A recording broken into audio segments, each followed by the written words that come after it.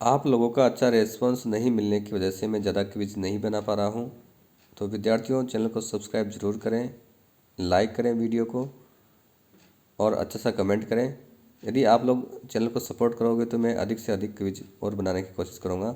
तो आज के वीडियो में विद्यार्थियों सभी को नमस्कार। और पाँचवा चैप्टर जो हमारा है एग्रीकल्चर केमिस्ट्री का मृदा अभिक्रिया, उसकी क्विज आज के वीडियो में हाजिर है। और इस क्विज में विद्यार्थियों पूरे 30 प्रश्न में लेके आया हूँ आपके लिए। तो सभी प्रश्न विद्यार्थियों एक एक नंबर के ही रहेंगे, ज़्यादा बड़े प्रश्न यहाँ पे नहीं आएंगे, एक एक नंबर के सारे प्रश्न रहेंगे। और आप चैनल को सब्सक्राइब करना ना भूलें, वीडियो को आपको लाइक करना है विद्यार्थियों। और यहाँ पे जब भी आप इस प्रकार की क्विज करो विद्यार्थियों, तो पहले आपको चैप्टर को अच्छी तरह से पढ़ लेना है, अपने जो नोट्स है उसको पढ़ लेना है, अच्छी तैयारी के साथ में ही आपको भाग लेना होगा। अब परीक्षा में भी ज़्यादा समय नहीं बचा है, तो हमें ज़्यादा लापरवाही नहीं करनी चाहिए, अच्छी तरह से मेहनत करें तो ज़रूर अच्छा स्कोर प्राप्त कर पाएंगे। तो यहाँ पे देखिए विद्यार्थियों, यहाँ पे नाम डालना है, ज़िले का नाम डालना है और फिर नेक्स्ट पे क्लिक करना है। तो यहाँ पे आपको एक एक करके पूरे 30 प्रश्न मिलेंगे, सभी प्रश्न एक एक नंबर के ही रहेंगे, सभी का उत्तर आपको देना ही पड़ेगा, आपको इनको आप स्किप नहीं कर पाओगे। तो देखिए विद्यार्थियों, यहाँ पे प्रश्न लेते हैं एक एक करके हम। चावल की फसल के लिए उपयुक्त पीएच परास कितनी है? तो देखिए विद्यार्थियों, 4.5 से 8.5 तक चावल की फसल के लिए उपयुक्त पीएच परास है। तो इस पर क्लिक करेंगे, आगे बढ़े। दलहनी फसलें पीएच को घटाती है या बढ़ाती है? तो विद्यार्थियों, दलहनी फसलें जो होती है वो पीएच को कम करती है यानी घटाती है, ये ऑप्शन यहाँ पे सही बैठेगा।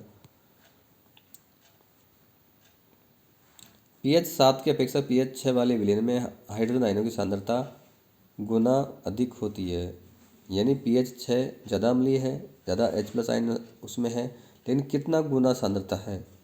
अब यहाँ पे तो आपको लग रहा होगा कि पीएच 7 और 6 में तो एक का अंतर है, लेकिन हाइड्रोजन आयनों की सांद्रता में विद्यार्थियों 10 गुना अंतर होता है। और ये लघु गणक की स्केल होता है विद्यार्थियों। यहाँ पे जैसे पीएच 7 को अपन ऐसे लिख सकते हैं 10⁻⁷ के रूप में, और पीएच 6 को लिखेंगे 10⁻�6।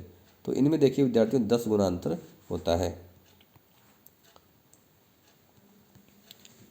मृदा ए और बी में कैल्शियम, मैग्नीशियम, पोटेशियम, सोडियम का अनुपात निम्न प्रकार से है। ये मृदा ए का है, ये मृदा बी का है। तो यहाँ पे पूछ रहा है किस मृदा का पीएच ज़्यादा होगा। तो विद्यार्थियों, इस प्रकार का यदि सवाल आता है तो इसमें आपको ध्यान देना है, जिसमें सोडियम की मात्रा ज़्यादा है उसका पीएच ज़्यादा होगा। तो बी में सोडियम की मात्रा ज़्यादा है तो इसका पीएच भी ज़्यादा होगा।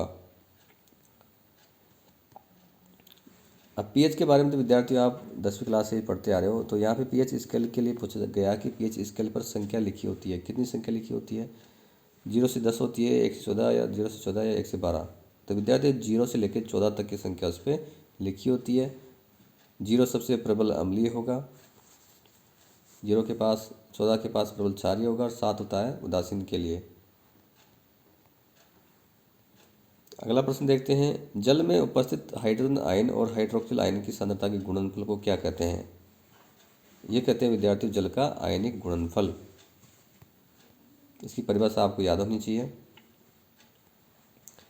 अगला प्रश्न देखिए विद्यार्थियों, गेहूं का टेकोल नामक रोग है किस प्रकार की मृदा में अधिक होता है? तो यहाँ पे इसका उत्तर है विद्यार्थियों, क्षारीय मृदाओं में टेकोल ज़्यादा होता है। गेहूं की बीमारी है टेकोल, क्षारीय मृदा में ज़्यादा होगी। फिंगर एंड टो नामक रोग किस प्रकार की मृदाओं में ज़्यादा होता है? तो विद्यार्थियों ये होता है अम्लीय मृदाओं में। यहाँ पे ये सही ऑप्शन है। द्वितीयक पोषक तत्वों की प्राप्यता किस पीएच परास पर होती है? तो अधिकतर की विद्यार्थियों प्राप्यता पीएच 6.5 से 7.5 के मध्य होती है। द्वितीयक पोषक तत्व होते हैं विद्यार्थियों Ca, Mg और S। तो इनकी प्राप्यता सर्वाधिक किस पे होती है? 6.5 से 7.5 पीएच पर। मृदा की उभय प्रतिरोधन क्षमता प्रभावित करती है इसको कौन कौन प्रभावित करते हैं? बेस संतृप्ति करती है, क्ले की मात्रा और कार्बनिक क्लोराइड की मात्रा, सभी इसको प्रभावित करते हैं।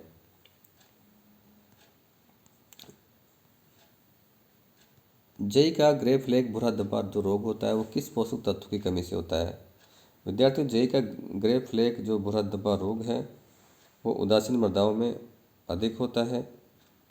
और ये जिंक, यहाँ पे देखिए विद्यार्थियों, मैग्नीज की कमी से होता है। जिंक की कमी से धान में खेरा रोग होता है, यहाँ पे मैग्नीज की कमी से होता है। जई का ग्रे फ्लैग भूरा धब्बा रोग तो 4 विलेन ABCD के pH क्रमशः 4, 5, 7, 9 है। कौन सा विलेन उदासीन है? तो विद्यार्थियों, जिस विलेन का pH 7 से कम है वो अम्लीय होते हैं, 7 वाला उदासीन होता है और 7 से अधिक वाला क्षारीय होता है। तो विलेन C का pH 7 है, ये उदासीन है। आलू की फसल के लिए उपयुक्त pH परास कितनी होती है? तो ये होती है विद्यार्थियों 4 से लेकर 6 तक। विद्यार्थियों, चैनल को सब्सक्राइब जरूर करें, वीडियो को लाइक करें, अच्छा सा कमेंट करें और दोस्तों तक इसको शेयर भी कर डालें। पीएच को कम करने वाले कारक हैं तो कार्बनिक पदार्थों का विच्छेदन होता है विद्यार्थियों, इसमें कार्बन डाइऑक्साइड बनती है, कई प्रकार के अम्ल भी बनते हैं। कार्बन डाइऑक्साइड भी खुद भी जल के साथ क्रिया करके कार्बनिक अम्ल बनाती है, तो इनसे पीएच कम होता है। नाइट्रोजन युक्त उर्वरकों का लगातार प्रयोग करेंगे तो ये भी मृदा को अम्लीय बनाते हैं। क्षारों का निस्खलन या लीचिंग हो जाना, इससे भी विद्यार्थी मृदा अम्लीय बन जाती है। तो उपरोक्त सभी कारक यहाँ पे सही है। मृदा विलयन में उपस्थित हाइड्रोजन आयन और हाइड्रोक्सिल आयनों के मध्य संबंध क्या कहलाता है? तो इसको कहते हैं विद्यार्थियों मृदा अभिक्रिया, जो चैप्टर का नाम भी है।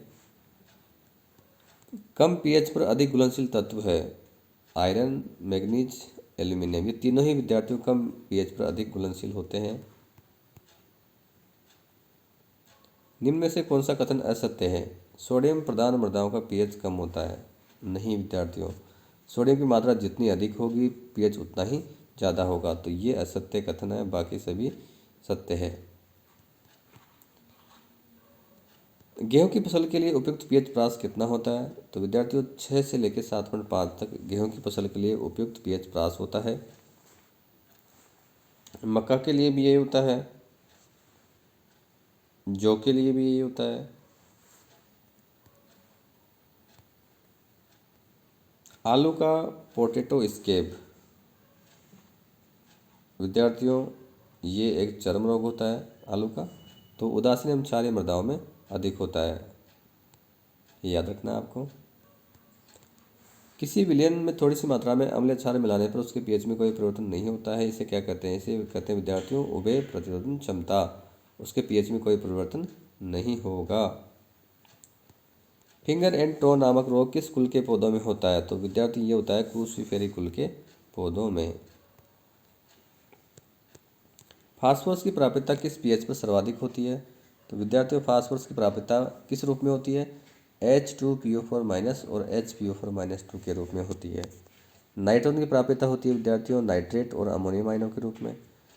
तो किस पीएच परास पर सर्वाधिक होती है? तो उदासीन पीएच होता है विद्यार्थी जो 6.5 से 7.5 के मध्य होता है, उसी में फास्फोरस की प्राप्यता भी ज़्यादा होती है, प्राथमिक पोषक तत्वों की प्राप्यता भी ज़्यादा होती है और द्वितीयक पोषक तत्वों की प्राप्यता भी ज़्यादा होती है। यहाँ पे देखिए विद्यार्थियों कौन सा कथन सही है आसुत जल के लिए? विद्यार्थियों आसुत जल का पीएच होता है 7, यानी उसमें H+ आयनों की सांद्रता और OH- आयनों की सांद्रता बराबर होगी, तो यहाँ पे ये ऑप्शन सही है। नाइट्रोजन की प्राप्यता किस पीएच पर सर्वाधिक होती है? तो विद्यार्थियों नाइट्रोजन के लिए थोड़ा सा अलग है, 6 से लेकर 8 पीएच पर नाइट्रोजन की प्राप्यता सर्वाधिक होगी। जय का ग्रे फ्लैग भूरा धब्बा रोग, जो जय का ग्रे फ्लैग भूरा धब्बा रोग है विद्यार्थियों वो किस प्रकार की मृदाओं में अधिक होता है, ये आपको बताना है यहाँ पे। तो विद्यार्थियों ये उदासीन मृदाओं में अधिक होता है।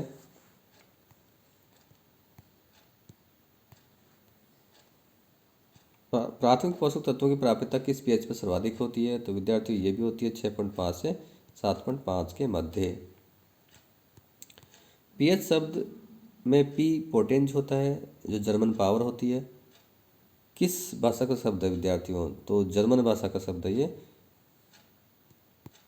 जिसका अर्थ होता है शक्ति, पावर। pH और pOH का योग कितना होता है, तो आप सभी जानते हो इसका योग होता है 14। उभय प्रतिरोधन क्षमता का महत्व है, तो अचानक से मृदा के pH में परिवर्तन नहीं हो सकता। यदि अचानक से परिवर्तन हो जाएगा तो सारी वनस्पति, सारे सूक्ष्म जीव नष्ट हो जाएंगे।